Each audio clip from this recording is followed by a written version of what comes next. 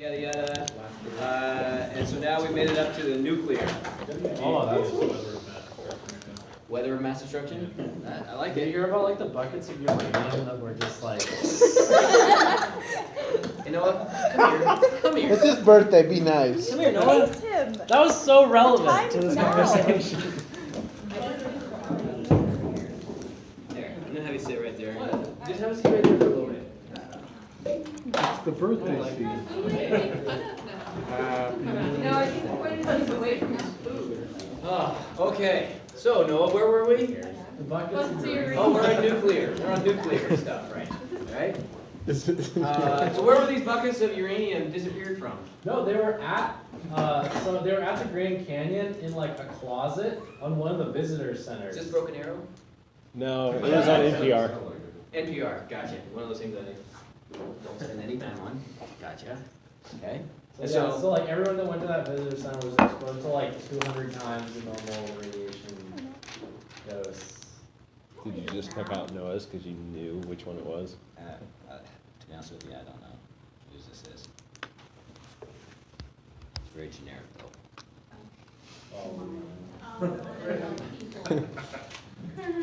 I promise I won't judge. I promise. That's what you just did.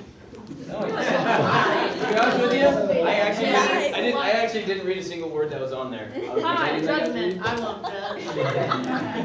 I promise I You're won't judging with judge. your eyebrows, Chris. All right.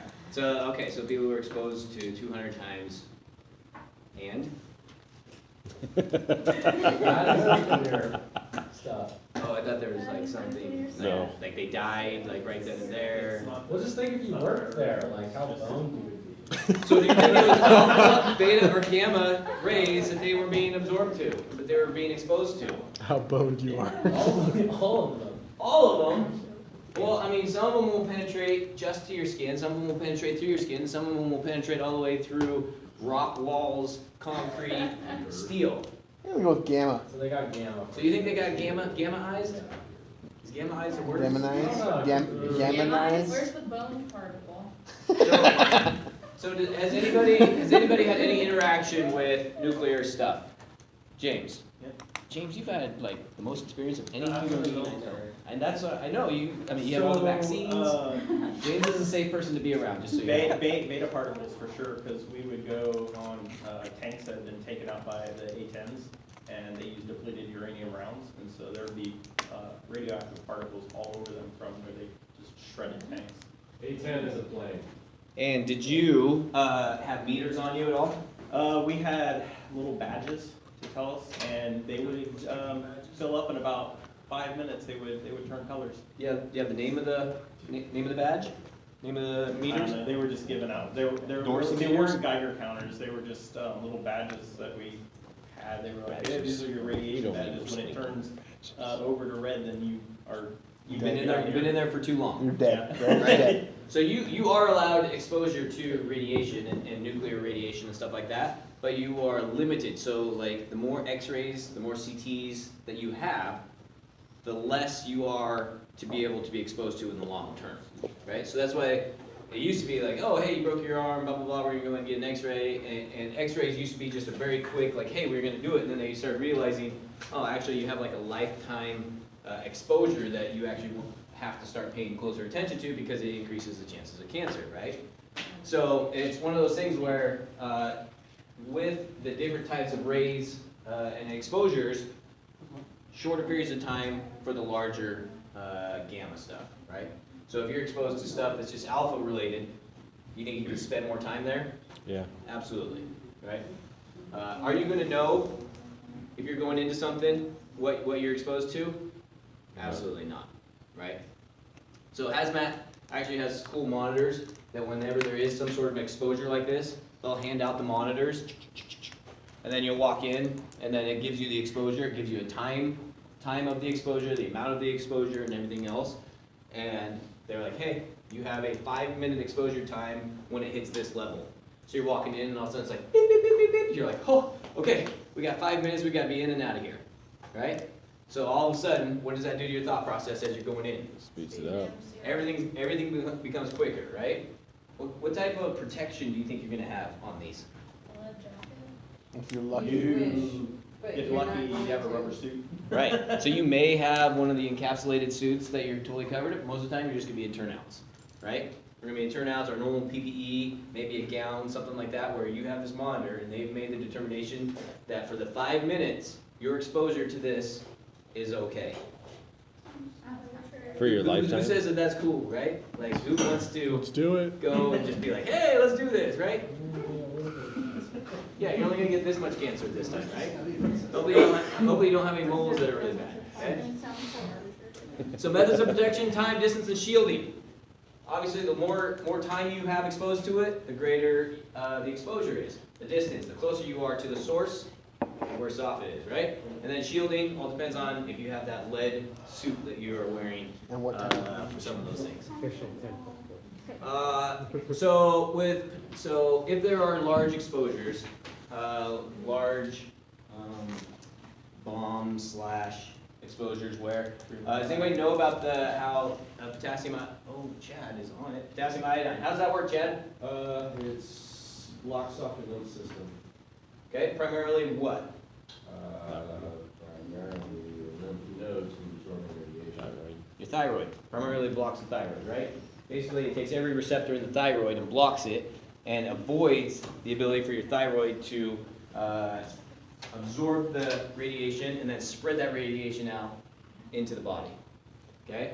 And so the idea is if you know you're going into something, you know you're going to be exposed, you take the potassium iodine beforehand in an attempt to block those receptors. You think that's easily accessed here? Yeah, because everybody bought all of it in the Pacific Northwest like But a couple years ago. Let's say in the pre-hospital setting, like us as responders, do you think we have an easy access to this stuff? No. Or do you think we're gonna be fully deep in the warm zone before we realize what we're at? Because when do we get involved? Before we even know what it is. When somebody goes, "Toot, toot, toot, toot, 911, what's your emergency?" Yeah, something just blew up. So what do? Whoomp, right?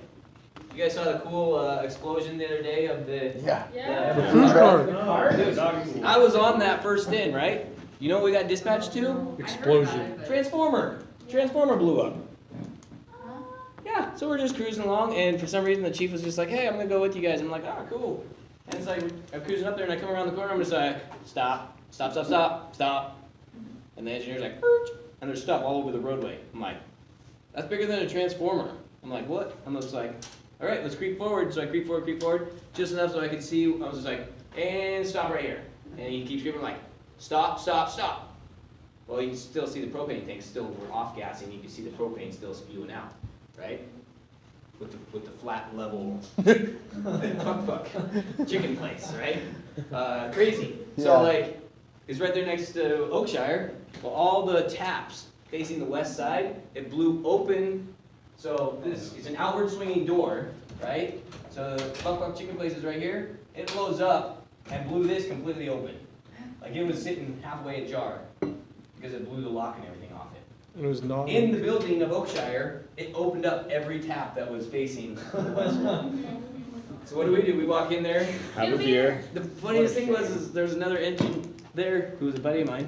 He walks in and he's supposed to check that building. He goes, hey, come here. I walk in there and I was like, he goes, do you smell propane? I was like, I smell nothing but beer right now, dude. Like there's beer like all over. He's like, yeah, I smell propane. I'm like, I smell beer, dude. Like that's all I smell. He's like, really? I'm like, yeah, dude. I'm like, take a big deep breath. He's like, okay, yeah, maybe that's beer. I'm like, you of all people should know that this is beer, man. Come on. Right?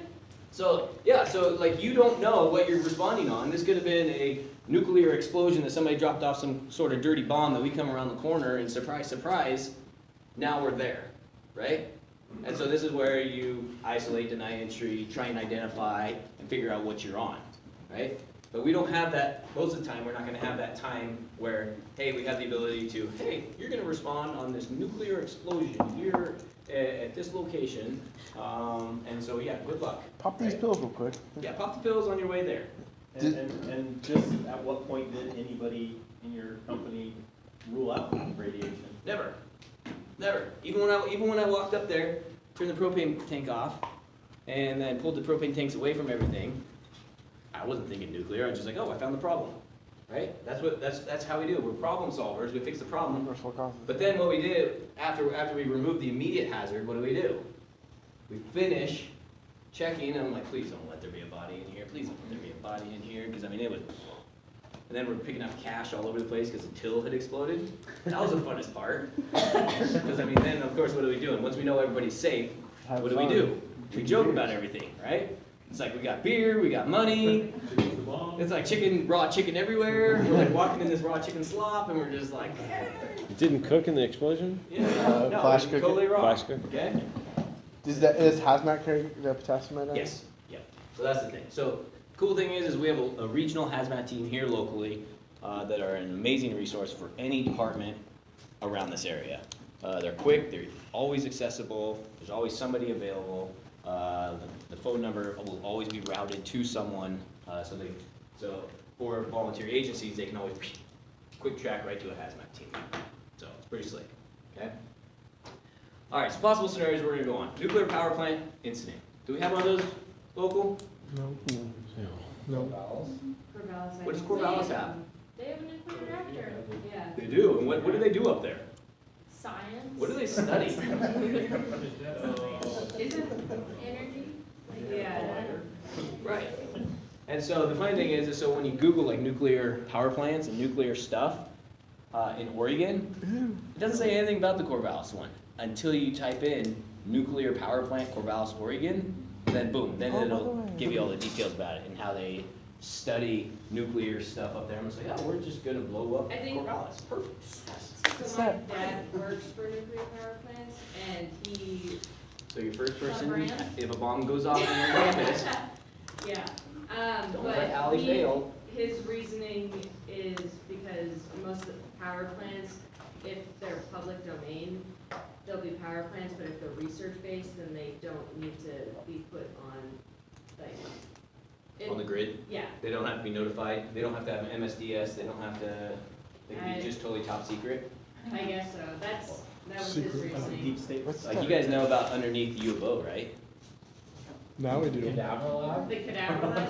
Oh, there's way more than Powered that. out lab will do anything. They got some intense stuff, you know, like the big main courtyard out there in front of the night library? That little nice grassy knoll? Stuff under it.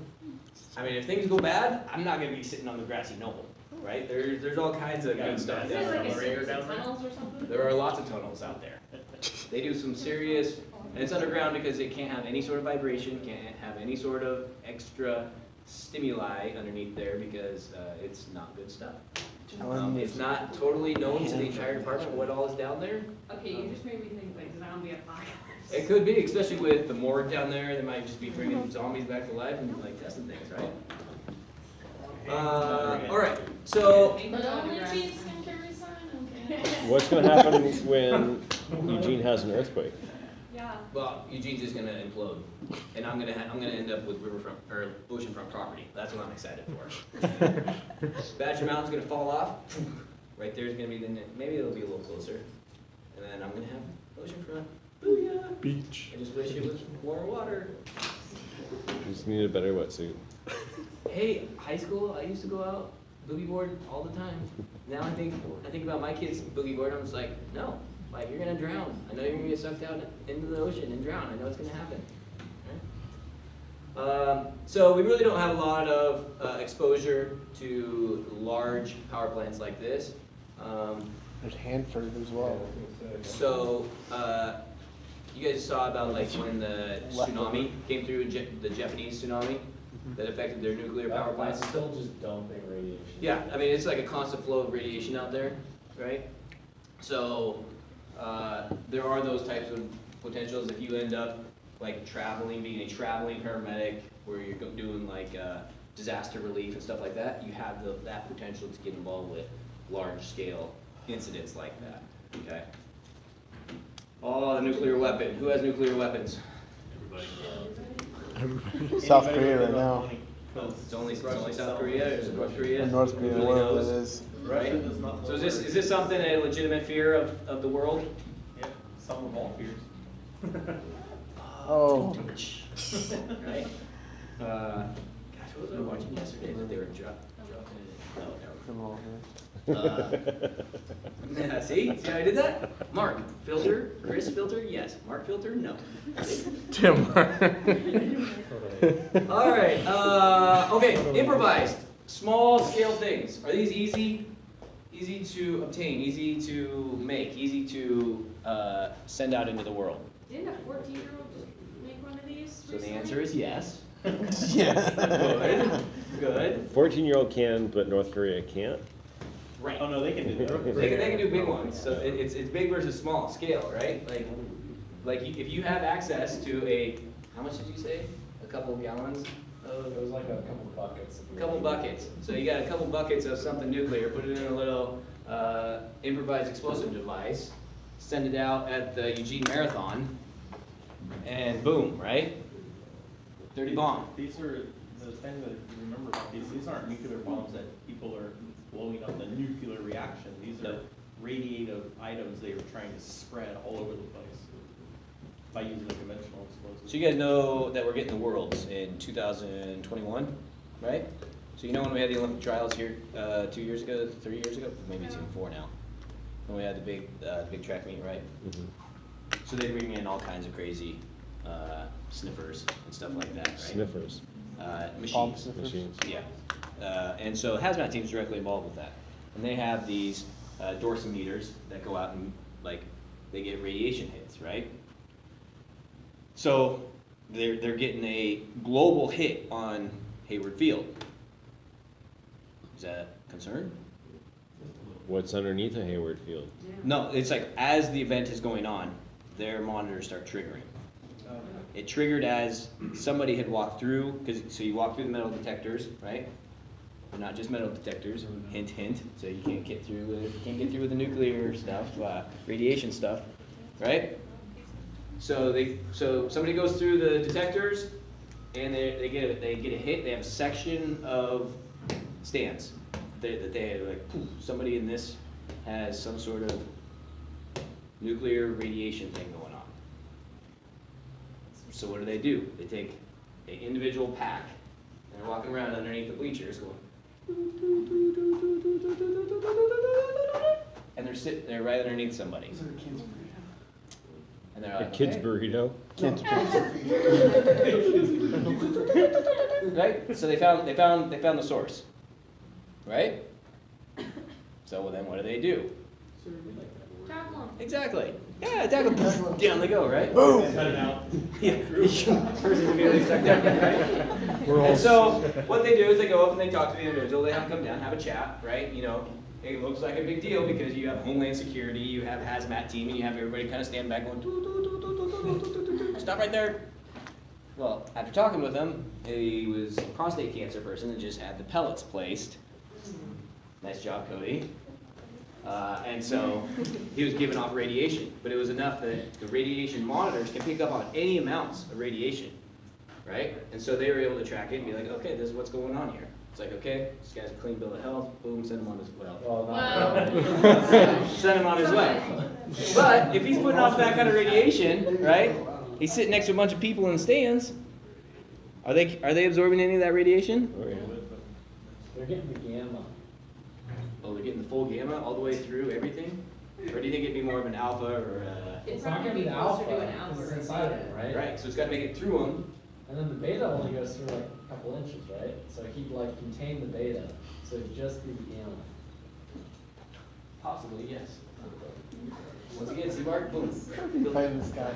Okay, and so have you guys know anybody that's ever had these pellets placed? Nobody? So our old boss used to, he had really bad prostate cancer, and he had these placed. And it was to the point where if the kids would come over to visit at work, like they'd go hang out and be like, hey, well, he basically put up a wall, and basically says, hey, yeah, close enough, hey, you know, you just don't want that extra exposure to happen to the children and kids and stuff like that. So it's like, hey, yeah, no, you normally hang out and BS and stuff, but yeah, no, right? But then there's other people out there that they're just randomly sitting next to you, so you just don't know what type of exposure you're getting at all times that's out there. The dirty bomb. Where do you think the most recent dirty bomb locally occurred? Locally? Corvallis? When I say local, Taco in the Bell. United States, Oh. what's the idea with a dirty bomb? How does a dirty bomb, what's the idea of a dirty bomb? You want to spread radiation particles everywhere. And the majority of it is they load it up with all the shrapnel, the nails, and all that stuff, and then they have the radiation there with it, right? So with the Boston bombing at the marathon, one of the bombs that they had that didn't go off actually had the potential with radiation. All the ones that actually did go off were non-radiation related. They were just straight shrapnel. So lucky there. That's convenient. Convenient, right? And so just something to think about is just like when you have one, we talked about this the last time, you have one thing that goes off, it doesn't necessarily mean that's an isolated incident, right? There could be more put all over the place scheduled to go off. Right? So as we do scenarios, you may randomly get explosions happening around you as we do scenarios, right? Awesome. From this day forward. Scene safety. Scene safety, PSI scene safety, right? See? Jalen's already moving away from the window. See? All right. All right, explosives. Can explosives be non-intentional? Talk about Yeah? What do we have a very common here in the Northwest that explodes? Propane. Natural gas. Okay, yes, all of these natural occurring things, but what types of incidents blow up? Water heaters blow up different Hash types oil. of, what? Hash oil. There we go. Is that Okay. what? So we have these giant hash oil explosions, right? Are these hazmat situations? Absolutely, right? We've gone on house fires, we go on lots of house fires, lots of explosion fires where a refrigerator gets blown through a wall, right? We're like, oh, there's a refrigerator in the front yard. How was that? So as you're going in, and you're like, huh, there's a refrigerator in the front yard. Why is there a refrigerator in the front yard? swinging in the tree bush. A bird? A motor. A motor in the tree? Could be, right? White trash, they don't have to go. True, very true, especially usually where they're located, right? So this is where, like, you don't just stroll up to the front door and be like, hey, fire department. Huh, weird, front window's gone, got a refrigerator in the front yard, got all kinds of stuff happening. 20 cats. Cats fried, dead, like, that. Okay, so these are the most common, widely used because they're the most easily made, right? You can look on Google and you can figure out how to build a bomb very quickly and easily. the hash oil. You're just worried about more propane leaking. Yep, more potential secondary explosions, stuff like that. We'll cut open a garage door on a house fire, and like take a step in and be like, whew, what do we have here, right? You got an entire grow process there. In a house that looks like a normal everyday house. Right? Garages are one of the most common places for those, and if you'll notice, there's usually some sort of vent system built in and around that it's kind of a non-obvious. A lot of times it's in the rafters, kind of on the side, gable end type stuff. All right, so what types of injuries occur with explosions? Burns. Burns. Compression, decompression. The coup contra coup stuff, right? Hollow organ. What happens to hollow organs? Eruption. Right? How about, so say we have an explosion that we go on at the cafeteria. Giant explosion. What are the primary injuries that we're gonna find Airway. in the cafeteria? Burns. Okay, Maybe. Abdominal. Yeah. okay, so we got shrapnel, we got burns, Eardrum rupture? Head eardrums, injuries. Hollow organ rupture. organ rupture, right? So, which ones are gonna catch our attention? Airway. The bloody ones. The bloody ones, right? These giant, like, oh, somebody got their leg blown off. Oh, hey, this happened, right? Which ones are more critical most of the time? The non-bloody ones. But what happens a lot of time when you have a leg blown off? What happens with the arteries? When you They- sever a, they close up. right? They have their elasticity that a lot of times they're gonna shear off, right? Obviously, not every time. There are those special occasions when it just continues to bleed, right? Because I know that you were gonna go there, Noah, and be like, well, not always. Right? You were waiting, weren't you? And so it's just that kind of thing where it's like, it's those hollow organs, the punctured lungs, ruptured lungs, stuff like that, that it's gonna be a slower progression where you're gonna have these walking wounded people that they look okay, but how injured or sick are they, potentially? Right? So when you say, hey, anybody that can walk, come over here, what are you doing as they're walking over there? Watching. Yeah, so instead of just doing that, like, this is one of the things that a lot of new paramedics will do, is be like, hey, if you can walk, everybody over here. Okay, they're all walking that way, and they're going over here because they see people that can't walk, right? So as a good paramedic, you're like, hey, everybody over here, walk over here, right? And so then you just start scanning, right? You're scanning them as you're walking past them. You're still heading over here, but you're looking at them, and what type of presentation are you looking for? Sick or not sick? Holding the abdomen. How they walk, Okay, Blake, how they walk. and, like, if they're clutching. Okay, so you're here at the campus. campus, what are you looking for with how they walk? Gangster walk. It's like where they're injured. And if Can you they're see their clutching boxers, or something. can you not? Are the pants pulled up, or are they not, right? I'm sorry, dude, go ahead. I couldn't resist. I don't know, just if they're like clutching something, like, you know, like their stomach. So anybody's struggling to walk, right? Should everybody here at the campus probably be able to walk fairly decently? Hypothetically. Hypothetically, yeah. And so you're looking for those ones that appear to really be struggling, disoriented, like not looking well. We all know what sick and not sick looks like from across the room, right? So we're looking at those. We're looking for those people, pale, cool, diaphoretic, as they're walking there, maybe clutching at their chest type of thing where it's like watching their respiratory thing and be like, oh, hey, hold a sec.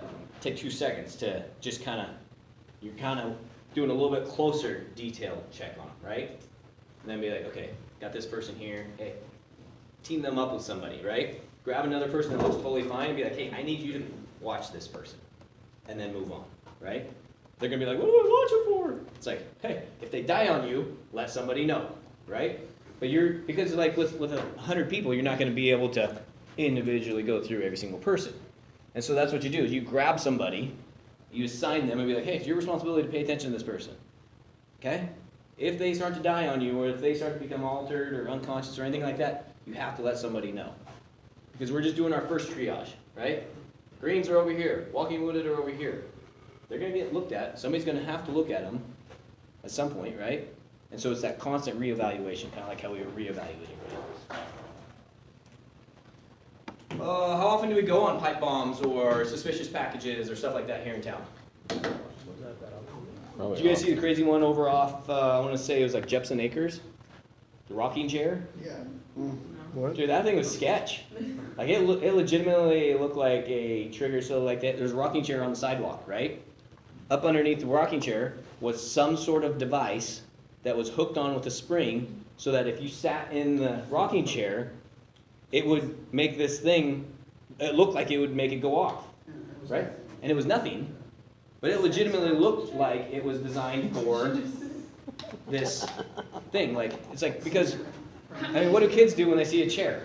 Sit. I'm so tired, I can't walk. So they want to sit down, right? Especially if it's in their neighborhood. They're like, oh, they're going to jump in this chair, right? And so if it is legitimately something, boom, now you got this major issue going on, right? Now what are you going on? You're going on an explosion or a person down. And it's like, oh, well, that's weird, we're going on an explosion. Probably something just blew up, like a hash oil type thing, right? That's usually what we attribute those kinds of things to, or a natural gas type of explosion. We don't make the connection until we come around the corner. Like, I was going to a transformer explosion. Come around the corner, I'm like, whoa, hold on, pump the brakes. We are not on a transformer explosion right now, right? And so sometimes that's what we do, is we just get kind of tunnel visioned into, oh, this is what we're going on, okay? So they're all over the place. We get probably, EPD bomb squad, probably gets one a month that they're out on. Suspicious, because a lot of people will take a pipe, put caps on both ends and tape a wire on it, just for the heck of it, and then just leave it somewhere. And it's just one of those things where we'll get the call and we'll say, hey. Fun Thursday night. Yeah, on Thursday night, they're just making fake pipe bombs, you know, just to get out of finals. Don't even think about it. Now I know if finals gets canceled, we'll know who's involved with that. Okay? Alright, incendiaries.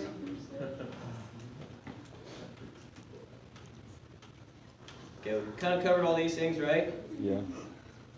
How to go Termination? through these. What was the termination? Termination of the incident. Okay. Alright, so zones. Zones, when we go on these incidents, right? So Noah, oh, I'm glad you're sitting right there. Perfect timing.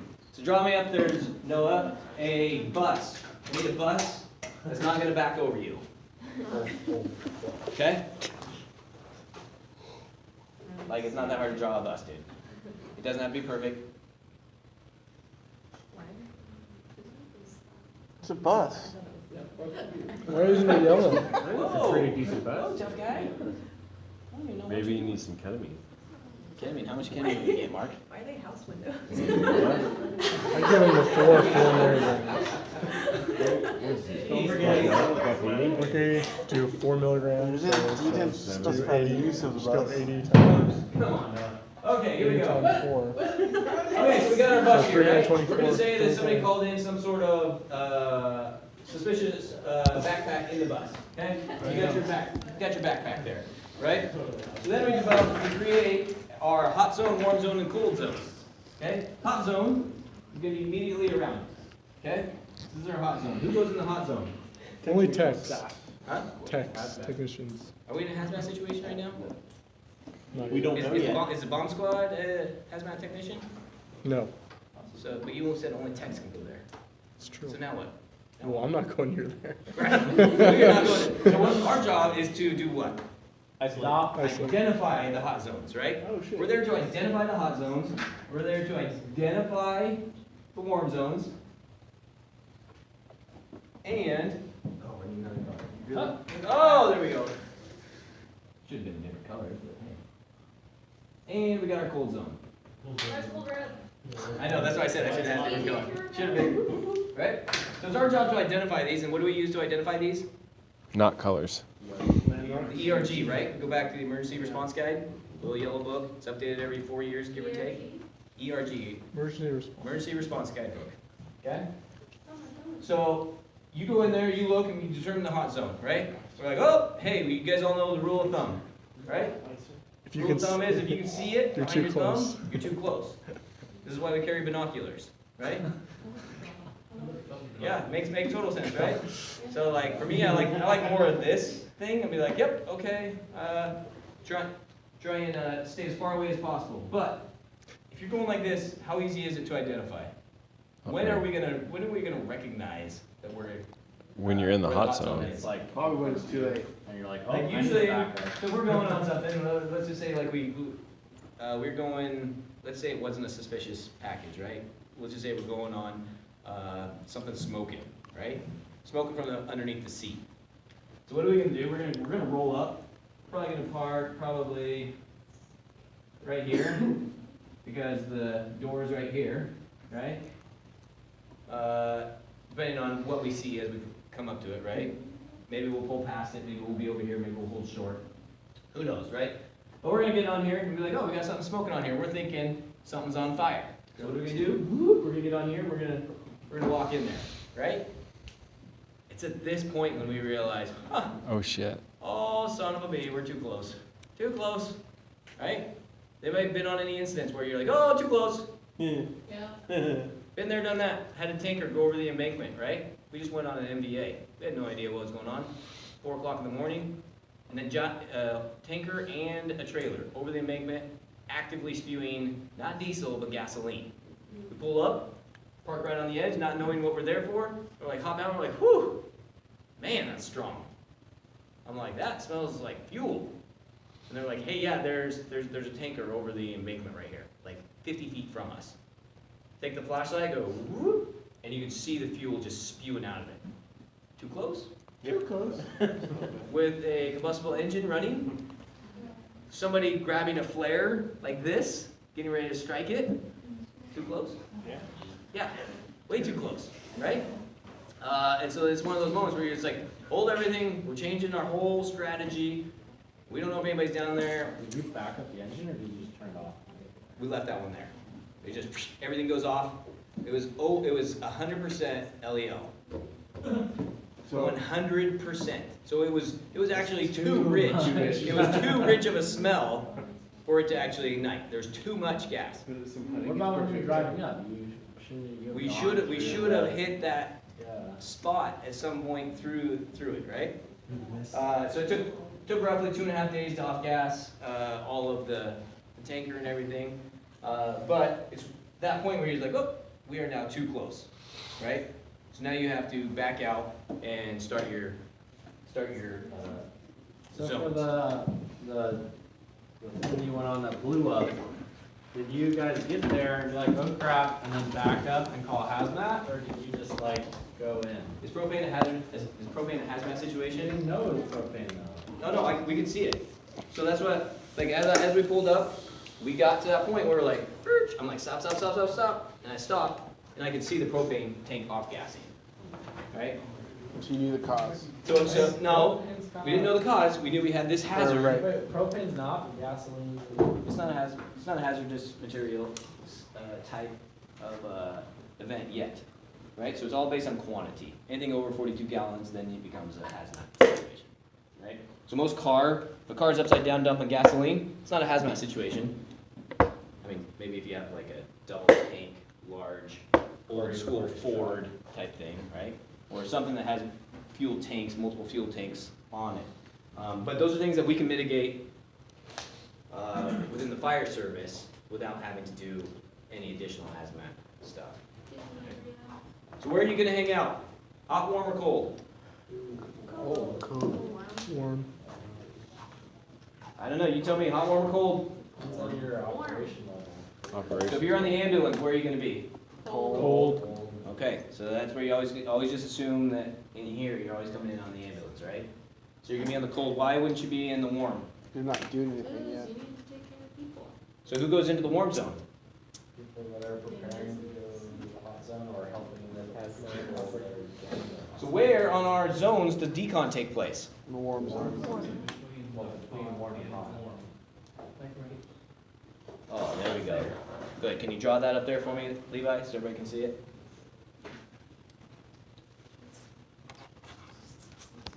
Okay, so you're deconning on your way out, okay? So is there the potential that you can do a gross decon there and then a secondary decon going from your warm to your cold? Yep. Absolutely. And that's actually, most of the time, that's how we do it. We will set up 2 sets of decon.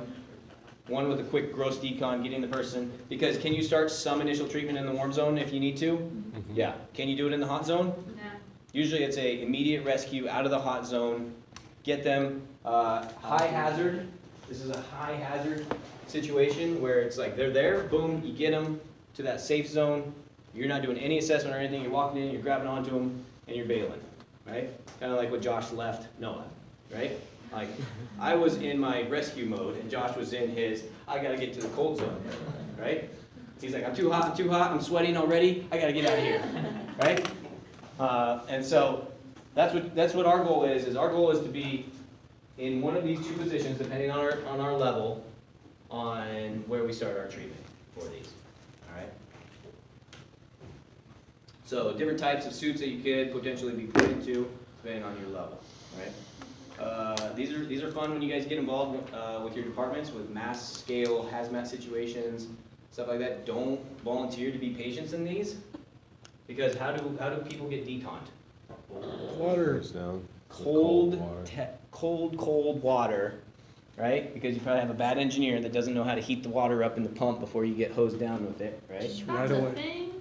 Yeah. You it's just gotta a thing. recirculate. Yeah, It's circulate your pump water. to the tank. You don't recirculate Right, it. You keep yeah. it in the pump and you let it heat up. But then But then you got to be careful not to scald them, Right. right? So you got all kinds of stuff. The other thing is if you are a patient, you get stripped down, right? So we had a minor little incident with EPD, right? Minor incident. EPD officer had to get stripped down. Opposite sex kind of a thing. Where now there's a virtually naked female EPD officer, Man. and bunch of male firefighters with the hoses. Whoa. Awkward or You not? didn't leave a right? T-shirt on her? It was something, I don't remember what it was. It was something that was bad enough that the T-shirts did not stay. But you do everything you can to, keep modesty in place. But it doesn't help when then. Was this an actual scenario? Yes, or this was a prank? real life. No, this was a real life scenario. It doesn't help when then all of a sudden, like trying to make light of everything, the female starts chipping and chirping and making little comments and stuff. And so, what does that do? It opens up the door for a bunch of us idiots, not us, To make it worse. to make it worse, right? So. I thought it was gonna be your all-female engine crew. Yeah. Yeah. We got those. We got one of those that we roll out on a lot. Yeah. I'll be honest. I have been kicked out of a house one time, because the person wanted a female paramedic. Yeah. Did you have one or? Luckily, it was funny because this is. I was working. He's now a BC. Was a captain. I was a firefighter. And he still remembers it to this day and reminds me constantly. He's like, hey, remember that time you got kicked out? I'm like, yeah, I totally remember it. I remember because she got scratched by a cat. It was a cat scratch. And so I'm like, okay, man, well, your scratch is not infected. Your ambulance is here. And I don't think you need to go to the hospital. I think what you do is put maybe some antibiotic ointment on it, maybe some Neosporin or something. As soon as I said Neosporin, she rocketed right up. She was not happy with me. Why? I just don't understand how bad it was. She goes, I need a female paramedic that will understand my needs right now. I'm like, Yanked from patient care. oh, this has never happened. I was like, I kind of like it. Would Margaret long hair work?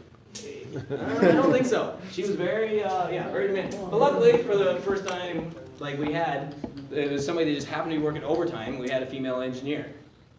And so what does she come in? She comes in and just went over the top, super nice, oh, let me get you anything you need. I'm just like, Wait, why wouldn't you just be like? Bitch, but please. you don't want complaints. If you don't want complaints to happen no matter what, whether or not they're founded or not. Yeah, you just don't want those types of things. You don't? No, you don't want complaints. Dang it, Note to self. Note to self. I thought I was winning. Yeah. No complaints. You don't want to complain. You don't want the chief to say, hey, I need to come out and do a fact finding with you. It's like, son of a, what did I do this time? Come on. Right? Those of you had. It doesn't matter. It doesn't matter. For the record, I have nothing on my record that says That's classic. everything has been unfounded. Everything is not. There's no woman really in here. Did she give her the same treatment as Amanda? Well, she did, but like what she did is that she did it in a. Jesus, Mark. The ambulance was coming to take her, and so it was just one of these. Okay, we're like, okay, here's the ambulance. Get in the ambulance. There's your ride to the hospital. See, Ambulance. people don't care about expensive rides to the hospital because most of them don't pay for it, right? Or they have firemen. One of those. So when you are deconning people, make sure you do take some modesty with them. Try to do your best not to have them out in the middle of a parking lot with all the news crews and everybody there while you're spraying them down with decon, right? Create walls, showers, and all those kinds of things. Dude, am I gonna put you over by Noah in the timeout table? Oh, that's fine though. No, I think you can go sit back in your It's over there. He needs to get back to his cake.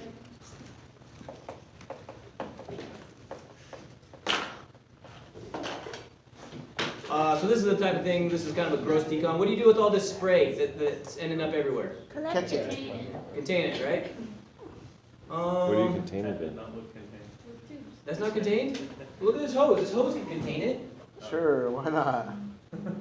right? Piece of cake. No? Cake. Did you just touch the food? No, you didn't.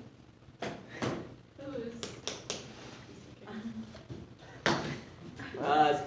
Just working out with my fork. So now you're playing with your phone.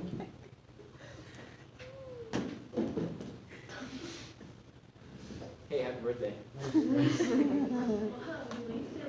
All right, PPE. This is a good one. No eating, drinking, applying cosmetics, or handling contact lenses when you're in these zones. No eyelash. No Yeah. eyelashes. No eyelash messing with it. No playing with your hair. So Scalp them, so Do not touch your eyes, nose, or mouth. Do not touch your face. You know what the worst thing in the world is? Like they should create like a hazardous material, like hot zone, cold zone, warm zone, anytime you chop jalapenos. Yeah. Like, dude, I'm like the worst person ever for like when you roast jalapenos. Like you roast them and it's like, oh yeah, hey, cool, chop them all up, do all that stuff. Like 5 hand washes later, I'll be like, I'll be doing something else. I'll be like, ah! You have articles ones and you haven't realized to use. But the best part is, and then always you get think other about it. people that they're like, oh, hey, I'm doing jalapeno, and then they go to the bathroom. You can hear them, like, they're like, ah! And what do we do? I mean, it becomes full-fledged belly laughs because you know what just happened, right? Like that's why it's like I at least immediately go to the thing and I'm washing my hands. I'm just like, there's 1. I go over to the other sink. Okay, there's 2. Okay, I'm gonna come back here, use a different soap. 3, and still you can get it in your eyes. It still burns like crazy, right? So I'm really bad about like. I'll be honest, I touch my face a lot. Like I'm always rubbing my cheeks and stuff like that. And so these types of situations, when we have gloves on, what do? Do we still go through our normal routine of touching things, right? So if we're in with bloody gloves and stuff like that, do you think I do this? No, right? It becomes this instant thing, like, as soon as I get blood on my gloves, I instantly, like, basically go like this. Right? Like, I'm just like, that is my way of avoiding, like I'll legitimately, like, put them off to the side and I'll keep my fingers open for the sole reason of, like, I got shit on my hands and I'm not touching my face. It's not gonna happen. Here we go. Right? Just put some, If